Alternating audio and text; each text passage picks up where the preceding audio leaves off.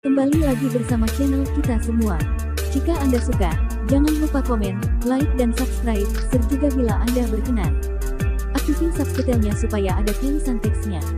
Kita langsung ke ceritanya. Perintah Kaisar Naga, Bab 5045. Tuan anugerah surgawi benar sekali. Aku hanya beruntung diselamatkan oleh Nona Mo. Dev tersenyum menyanjung. Saudara anugerah surgawi, bisakah kamu membuka gerbang batu ini? Beatrice bertanya pada anugerah surgawi. Tentu saja, gerbang batu kecil seperti itu tidak akan dapat menghalangi jalanku. Anugerah surgawi tersenyum dingin, lalu berjalan menuju gerbang batu tanpa basa-basi, dan sebilah pisau hitam pendek tiba-tiba muncul di tangannya. Dentang. Cahaya dingin langsung menembus gerbang batu, tetapi gerbang batu itu tidak bergerak sama sekali. Segera setelah itu, sebuah kekuatan kejut yang mengerikan menyerang, dan anugerah surgawi tidak dapat menghindar dan dipaksa mundur 100 kaki jauhnya. Melihat pemandangan ini, semua orang terkejut. Bahkan anugerah surgawi sendiri tidak dapat menggoyahkan gerbang batu ini sama sekali. Dev memperhatikan rune-rune pada gerbang batu itu dengan saksama. Rune ini terlihat sangat istimewa. Baru saja ketika diserang dengan suatu kekuatan, rune-rune di atasnya tampak menjadi hidup dan mengalami berbagai perubahan, memancarkan kekuatan kejut yang mengerikan. Ekspresi wajah Dev menjadi serius. Tampaknya reruntuhan kuno ini tidak begitu mudah untuk dijelajahi. Anugerah surgawi terkejut dan merasa sangat malu. Dia berjalan mendekat dengan wajah muram. Sambil menatap gerbang batu di depannya, dia mengusap lembut gerbang batu itu dengan tangannya, tetapi gerbang batu itu tidak merespon. Sepertinya formasi di gerbang batu ini sangat kuat. Kita perlu meminta Penatua Tong dari Paviliun Tianyuan untuk melihatnya. Lagi pula dia adalah seorang master formasi. Kata anugerah surgawi ringan. Dev tidak mengatakan apa-apa. Sebenarnya, jika diberi waktu, dia sendiri bisa menghancurkan formasi pada gerbang batu itu.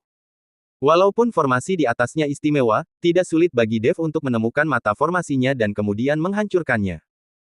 Hanya saja dia sekarang hanya berada di alam dispersi negeri peri tingkat pertama, jadi mustahil baginya untuk memperlihatkan terlalu banyak kekuatannya di hadapan orang lain.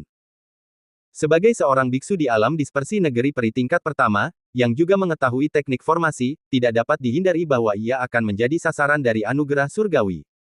Sekarang Dev harus menyamar sebagai orang yang tidak berguna untuk menipu anugerah surgawi. Jika ada harta karun di reruntuhan ini, Dev dapat mengambilnya secara tak terduga. Tetapi jika anugerah surgawi waspada terhadap Dev, itu tidak akan mudah. Anugerah surgawi mengeluarkan sebuah token dan menghancurkannya dengan paksa. Pada saat yang sama ketika token itu dihancurkan, setetes darah dipaksa keluar oleh anugerah surgawi. Tetesan darah ini terus menyebar di udara dan akhirnya berubah menjadi kabut darah. Tak lama kemudian, kehampaan dalam kabut darah mulai bergetar. Kemudian, seorang lelaki tua berambut putih perlahan muncul dan berjalan keluar dari kabut darah. Dan orang tua ini adalah Penatua Tong dari Paviliun Tianyuan. Anugerah surgawi, apa yang ingin kamu bicarakan denganku? Aku sedang bermain catur dengan Master Paviliun. Kata Penatua Tong.